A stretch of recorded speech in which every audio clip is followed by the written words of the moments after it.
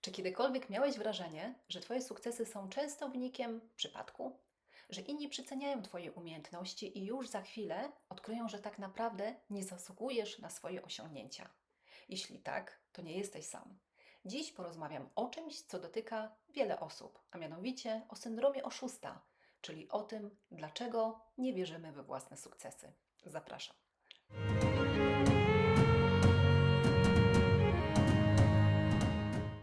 Zacznijmy od podstaw. Syndrom oszusta, inaczej nazywany imposter syndrom, to zjawisko psychologiczne, w którym ludzie mają trudność z uznaniem swoich osiągnięć i żyją w strachu, że za chwilę zostaną zdemaskowani jako oszust właśnie.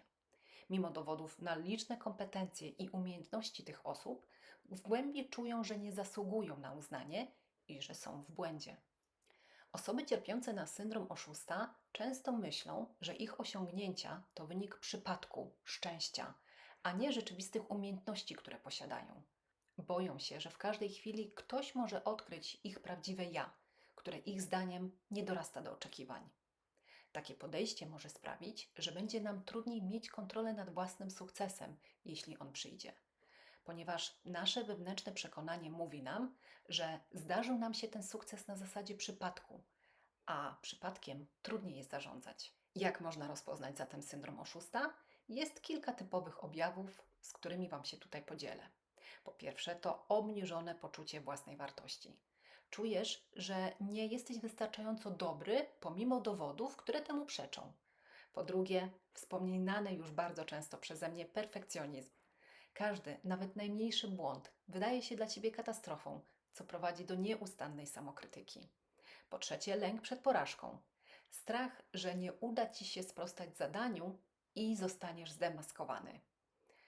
To może również prowadzić do tego, że zaczynamy odkładać rzeczy na później, czyli prokrastynacja. Odkładanie rzeczy na później z obawy, że nie wykonamy ich dobrze. Typowym też objawem syndromu oszusta jest porównywanie się z innymi. Masz wrażenie, że wszyscy inni są bardziej kompetentni, bardziej utalentowani, a także bardziej inteligentni. To, o czym warto pamiętać, to to, że syndrom oszusta może dotknąć absolutnie każdego, niezależnie od wieku, od płci czy doświadczenia zawodowego. Występuje on zarówno u studentów, którzy dopiero zaczynają swoją ścieżkę zawodową, a także u osób na wysokich stanowiskach, które osiągnęły już wiele sukcesów. Znane osoby takie jak Emma Watson czy Tom Hanks przyznawały się otwarcie do tego, że zmagają się ze zjawiskiem syndromu oszusta. Nawet wielkie gwiazdy i liderzy mają momenty, w których czują, że nie zasługują na sukces, który osiągnęły.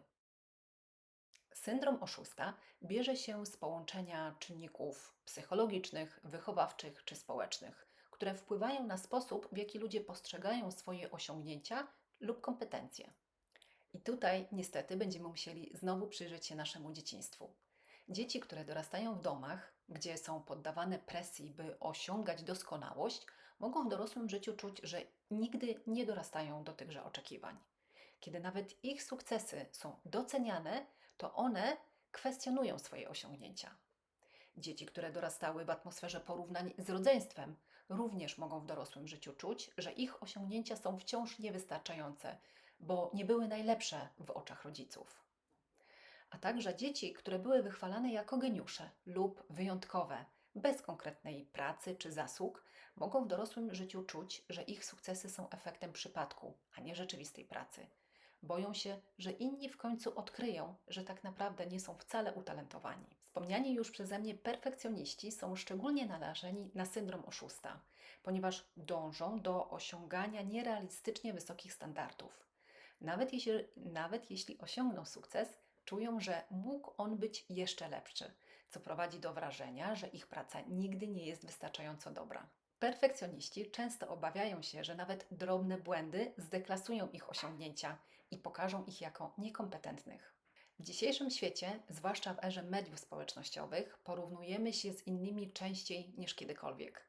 Obserwując sukcesy innych osób, często zaczynamy czuć, że nasze własne osiągnięcia są mniejsze lub mniej wartościowe, co potęguje wewnętrzne poczucie bycia oszustem. Kiedy widzimy innych odnoszących sukcesy, możemy myśleć, że inni mają to coś, czego nam brakuje, co z kolei wzmaga naszą niepewność. Kolejnym ciekawym zagadnieniem jest takie wewnętrzne, nieuświadomione przekonanie o sukcesie i o inteligencji. Niektórzy mogą wierzyć, że inteligencja jest stała, a nie rozwijająca się. Czyli te osoby, które wierzą, że inteligencja to jest coś, z czym się rodzimy, mogą być bardziej narażeni na syndrom oszusta. Z kolei osoby z rozwijającym mindsetem, które wierzą, że mogą uczyć i rozwijać się, są mniej podatne na syndrom oszusta, ponieważ postrzegają sukces jako efekt pracy i uczenia się, a nie stałej wrodzonej inteligencji. W niektórych branżach, takich jak technologia, medycyna czy nauka, panuje bardzo wysoka konkurencja i oczekiwanie doskonałości. Ludzie w takich środowiskach mogą mieć trudności z poczuciem przynależności, zwłaszcza jeśli są jednymi z niewielu reprezentantów danej grupy, na przykład kobieta w męskiej branży albo osoba z mniejszości etnicznej. Kobiety często są w ogóle bardziej narażone na syndrom oszusta, zwłaszcza w zawodach zdominowanych przez mężczyzn. Mogą czuć, że muszą nieustannie udowadniać swoją wartość i że ich sukcesy są surowiej oceniane. Osoby z syndromem oszusta boją się porażki, ponieważ czują, że jeden błąd może obnażyć ich jako oszusta. Nie wierzą, że są w stanie powtórzyć swoje sukcesy w przyszłości i obawiają się, że kolejna próba może zakończyć się niepowodzeniem. Paradoksalnie, lęk przed sukcesem może również wywoływać syndrom oszusta. Sukces oznacza w końcu większe oczekiwania i wzięcie odpowiedzialności za niego, co potęguje strach przed byciem odkrytym jako niekompetentnym. Radzenie sobie z syndromem oszusta wymaga kilku kroków, które pomagają zrozumieć to zjawisko i zbudować większą pewność siebie oraz zdrowe podejście do sukcesów i porażek. Oto kilka skutecznych strategii, które ja sama staram się stosować. Po pierwsze, to rozpoznaj zjawisko, czyli pierwszym krokiem jest uświadomienie sobie, że syndrom oszusta to powszechne zjawisko i nie jesteśmy w tym sami. Wiele osób, nawet tych na szczycie swoich karier, doświadcza podobnych uczuć. Rozpoznaj swoje uczucia związane z tym byciem oszustem i zaakceptuj, że to jest naturalna reakcja na stres, na nowe wyzwania czy zmiany w naszym życiu zawodowym. Zrozumienie tego może pomóc zmniejszyć poczucie izolacji. Kolejną strategią jest zmiana sposobu myślenia. Pracuj nad rozwijaniem mindsetu wzrostu, czyli takiego wyrobienia sobie wewnętrznego przekonania, że zdolności można rozwijać dzięki wysiłkowi i nauce.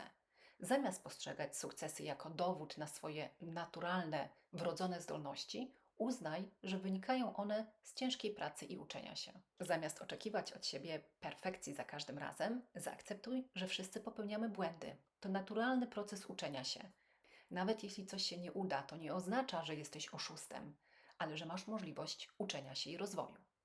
Porównywanie się z innymi może potęgować nasze takie poczucie nieadekwatności. Lepiej skupić się na własnej ścieżce i na tym, jak daleko już zaszedłeś, zamiast koncentrować się i analizować sukcesy innych.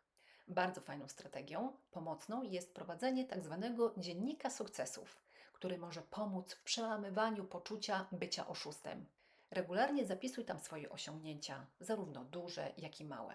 Taka lista będzie namacalnym dowodem na Twoje kompetencje i umiejętności i pozwoli Ci lepiej docenić własne postępy. Można się także podzielić swoimi uczuciami z osobą, którą ufasz, rodziną, przyjaciółmi czy mentorem, jeżeli mamy kogoś takiego.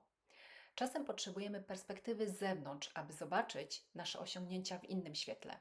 Często inni widzą nasze zdolności i sukcesy lepiej niż my sami. Zamiast starać się być doskonałym, ucz się akceptować siebie takim, jakim jesteś, z zaletami i niedoskonałościami.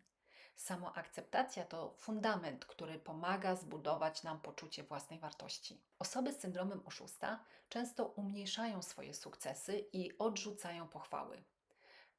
Warto nauczyć się praktykować przyjmowanie komplementów i pochwał oraz uznania jako takiego codziennego nawyku. Po prostu, jeśli ktoś nam powie coś miłego, podziękuj bez umniejszania sobie.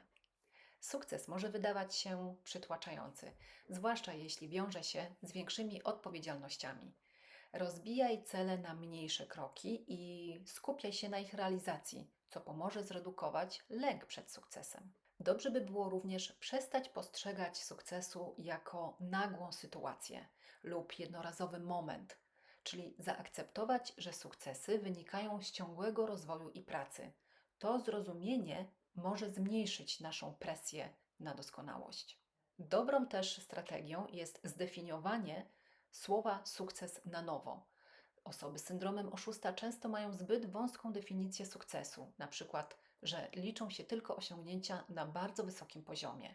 Zastanów się, co dla Ciebie oznacza sukces, czym ten sukces jest i pozwól sobie dostrzec mniejsze, codziennie sukcesy, które są równie wartościowe.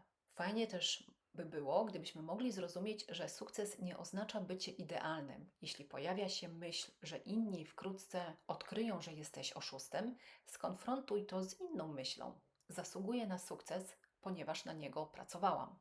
Można również szukać wsparcia terapeutycznego.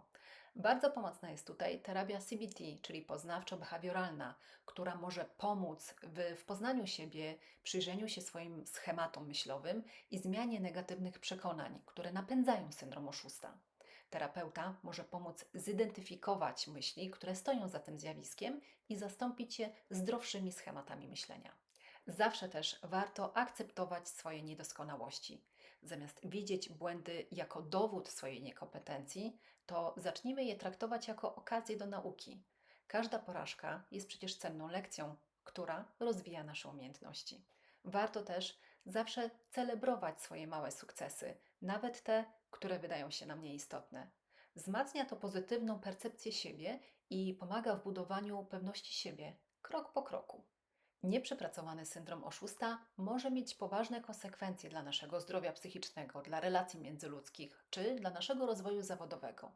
Dlatego ważne jest, aby osoby doświadczające tych objawów szukały wsparcia, a także rozwijały umiejętność samoakceptacji i pracowały nad budowaniem zaufania do swoich własnych kompetencji.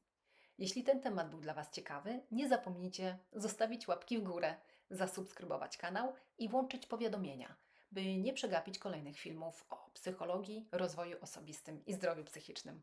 To wszystko na dziś. Do zobaczenia następnym razem. Cześć!